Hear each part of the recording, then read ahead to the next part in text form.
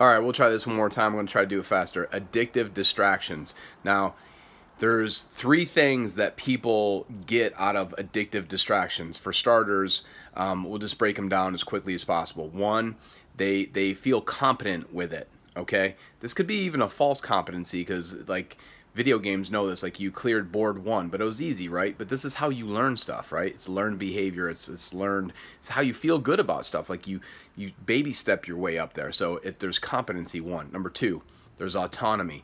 Like they're kind of turned loose. It's up to them. There's that individuality that is there, and they're in charge of it. So there's that ownership piece. Number three, especially with video games, there's a sense of relatedness. There's a community. There's an identifying quality with whatever it is that they're addicted to.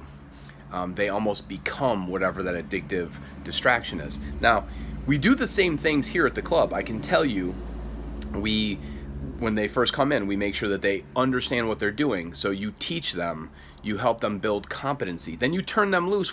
This is where autonomy is.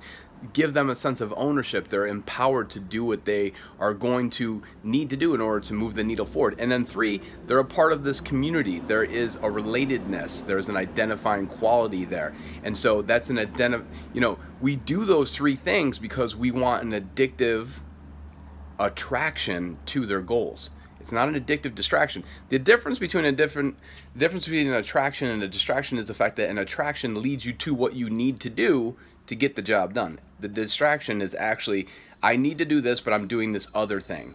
And so, because these distractions can look like they're positive, they could be reading a book, they could be studying, they could be, but if you need to get the lawn mowed and you're reading a book, you're distracted. Now, you chose to do that because of a trigger, probably, but the bottom line is you might be doing that to feel good, and then maybe you might go get the lawn mowed, but the bottom line is you're choosing to be distracted because you felt good about the competency, you felt good about the autonomy, you felt good about the relatedness to what you're doing, but it's still an addictive distraction. The same thing with runners, same thing with people working out, same thing with people who are drinking, same thing with people who are doing drugs, same thing with people who are, you name the addictive distraction. It could possibly be an attraction if it leads you to your goals, but if it doesn't and it leads you off, then it's a distraction, and you need to bring awareness to that level of distraction and then help the person gain control of it. The first thing is to identify how that works, and that's how we just did that. And then there's, on the other side of this, there's now what do you do once you've identified it?